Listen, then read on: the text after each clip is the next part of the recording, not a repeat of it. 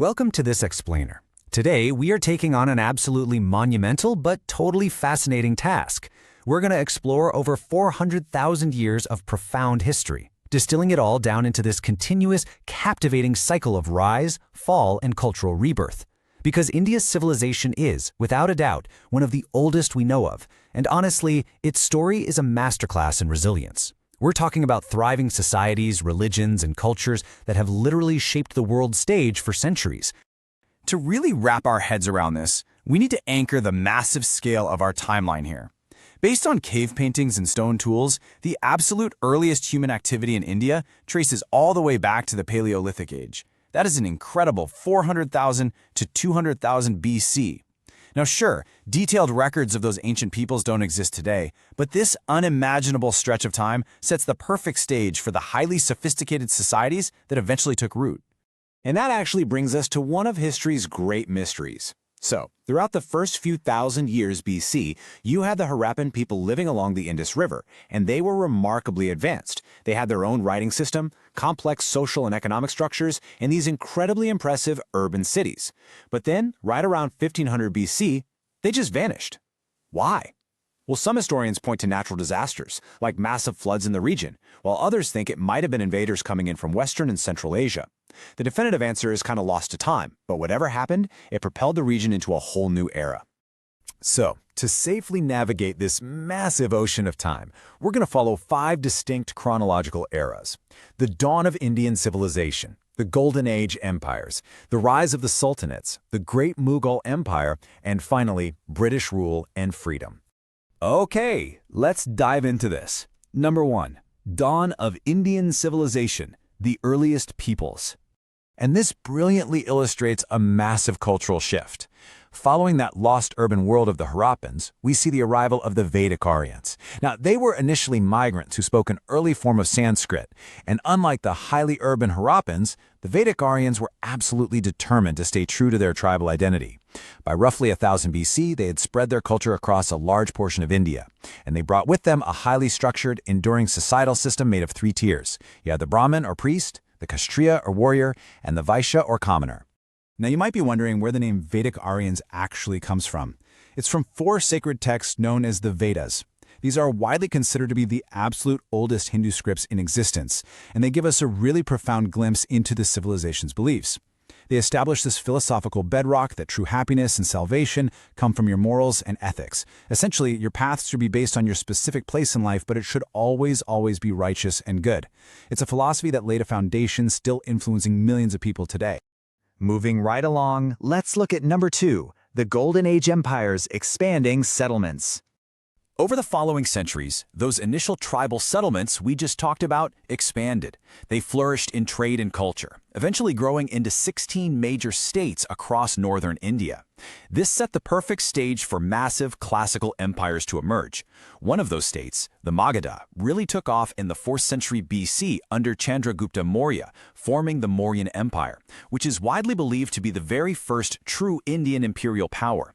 They set up their capital at Pataliputra and built these extraordinary temples, libraries, palaces, even a university. But you really have to look at the humanizing story of Emperor Ashoka. After a devastatingly bloody struggle against the kingdom of Kalinga, Ashoka completely shifted gears. It's a fascinating pivot. He embraced the teachings of Siddhartha Gautama, the Buddha, and adopted a strict stance of nonviolence. Because of this, Buddhism became incredibly prevalent throughout India. Of course, the Mauryan Empire eventually dissolved, and after a short-lived period under the Shunga dynasty, various powers fought for control. Out of that chaos, the Kushana kingdom emerged. And this wasn't just some local expansion. The Kushana kingdom basically turned India into a globally connected powerhouse. They were heavily involved in the massive Silk Road trade with the Chinese, Persian, and Roman empires. One of their key rulers, Kanishka, further championed Buddhism, and by 75 AD, the kingdom ushered in a whole new, globally connected epoch known as the Shaka era.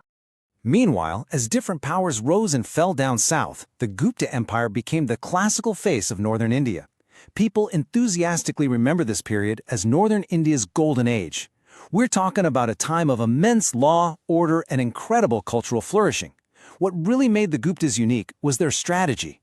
Yes, they had a strong military, but they actively aimed to expand through peaceful means, like martial alliances, rather than just sheer military force. Sadly, though, even a golden age can't last forever. Between the 5th and 6th centuries, invading Huns from Central Asia annexed their lands, triggering their ultimate decline. Which brings us to a massive historical shift. Number 3. Rise of the Sultanates, the arrival of Islam. This era totally reshaped the Indian civilization. Just a century after the death of the Prophet Muhammad, Muslim sultans began leading expeditions into India. This resulted in the defeat of native kingdoms and the destruction of Hindu temples. The Rajput defenders fought fiercely, but they were ultimately defeated in 1192 by Muhammad Ghori. And this kicked off the Delhi Sultanate. Honestly, it was a dizzying, often violent, revolving door of power. Looking at the timeline, you can literally see dynasties rising and seizing control, only to be weakened by outside incursions and then quickly replaced. The whole cycle finally comes to a head in 1526, when the Lodi dynasty's leader was killed in battle at Panipat, bringing the Delhi Sultanate to an absolute end. Let's move to our next era and see how this builds. Number 4. The Great Mughal Empire, a vast imperial power. So the man who actually defeated that final Lodi dynasty at Panipat was Kabul's leader, Babur. With the competition gone, he established the Mughal dynasty. This Turkic-Mongol imperial power went on to become one of the greatest in history. They ruled the vast majority of India for over 2 centuries and achieved an absolute cultural zenith. The architectural wonders from this time are just mind-blowing. Most famously, of course, the magnificent Taj Mahal.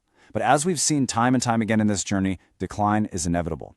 By the 18th century, widespread internal revolts really shook their foundations, and that was compounded by severe external threats from the Marathas and an increasingly present British force.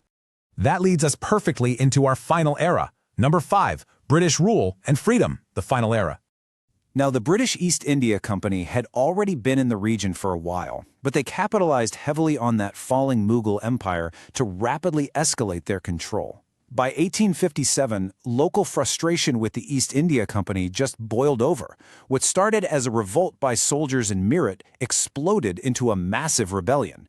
And it's really fascinating how history gets named by its participants. While the British recorded this event as the Indian Mutiny, locals revered it as the First War of Indian Independence. Ultimately, the British quelled the revolt within months, but the outcome fundamentally altered the power dynamic. On November 1, 1858, Queen Victoria declared direct rule over India by the British Crown. And as you can imagine, this move fueled deep, enduring nationalist anger all across the region.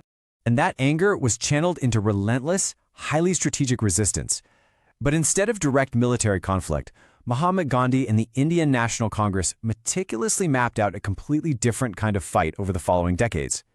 Step 1 happened right after World War I, when they launched the non-cooperation movement, basically withdrawing all support for the government. When that didn't quite yield the desired results, Gandhi escalated to Step 2, the civil disobedience movement in 1929, and later on, Step 3, the Quit India movement right around World War II. So, the crucial point here is that the 1929 civil disobedience movement was particularly revolutionary.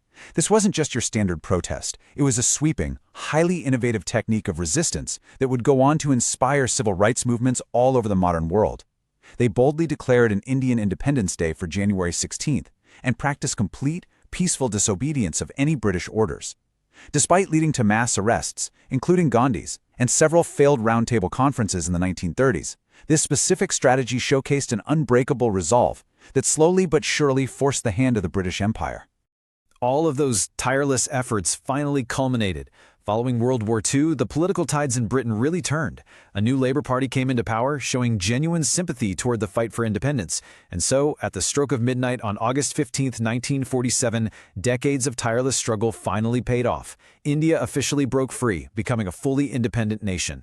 So, we've just traveled all the way from the Paleolithic Age to 1947. We've seen sophisticated ancient cities fall, golden ages rise, sultanates turn over, and a relentless fight for freedom. So I want to leave you with this final provocative thought to ponder. After millennia of grand empires constantly rising and falling, how will India's deep historical tapestry of resilience shape its role in our modern world today? Keep exploring, keep learning, and I really hope this explainer sparked your curiosity to dive even deeper into this incredible history.